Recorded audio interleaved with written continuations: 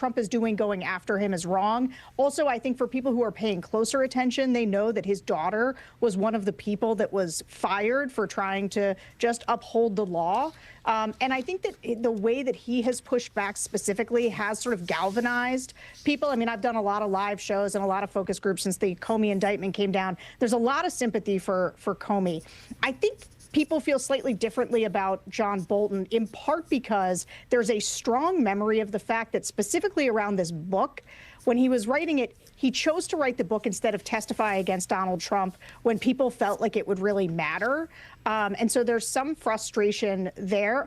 I will say one thing that the public is aware of, I think pretty clearly, is that John Bolton is being prosecuted for the very thing that Donald Trump was doing himself, which was keeping all of these documents, sharing them with people, showing them around when he had all of those documents at Mar-a-Lago. And so I do think people, though, even if they are not directly sympathetic exactly to John Bolton, they do think that it is unfair for John Bolton to be prosecuted for a crime and go to jail for 10 years for something that Donald Trump absolutely did in plain sight, tried to cover up, and then was reelected president subsequently.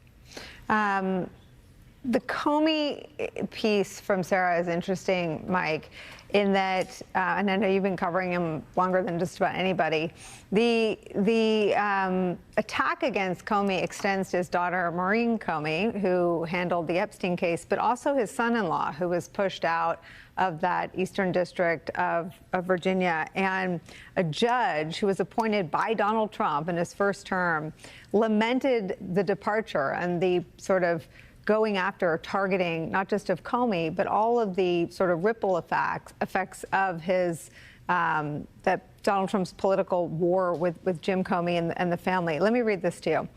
This is from a Trump-appointed judge. Although I will not comment on why Mr. Edwards, who is Jim Comey's son-in-law, is no longer employed by the Department of Justice, I do want to say how sad I am that I will not have the privilege of him appearing in my courtroom again. I'm even more disheartened to know that the Department of Justice and our nation will be deprived of his obvious talents and integrity going forward, because his work has been truly exceptional in every way, as has been all the lawyers involved in this case. I leave you with a quote from our former great president, Dwight Eisenhower, who saved the world from authoritarianism when he served as the leader of the Allied forces in World War II. Quote, freedom has its life in the hearts, the actions, the spirit of men, and so it must be daily earned and refreshed, else like a flower cut from its life-giving roots, it will wither and die.